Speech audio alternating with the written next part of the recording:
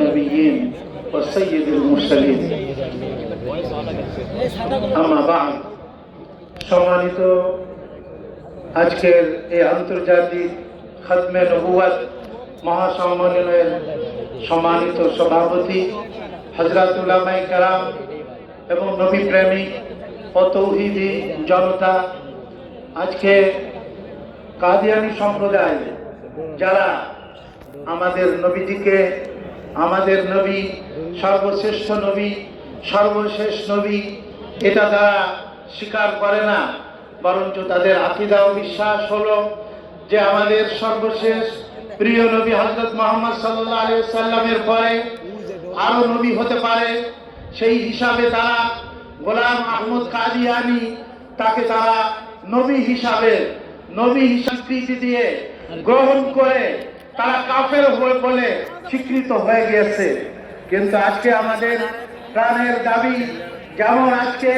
পৃথিবীর প্রায় 40টা দেশেও বেশি দেশে তাদেরকে কাফের বলে স্বীকৃতি দেওয়া হয়েছে ভাবে, যেমন পাকিস্তানে হয়েছে, যেমন মালয়েশিয়াতে হয়েছে,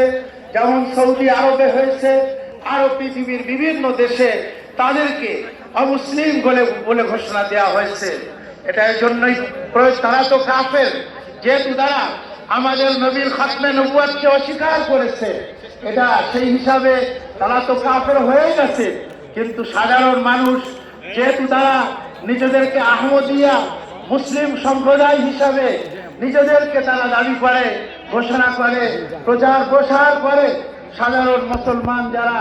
তারা তাদের সাথে মুসলিম মনে করে বিবাহ শাদীর সম্পর্ক, তাদের উপাসনালয়কে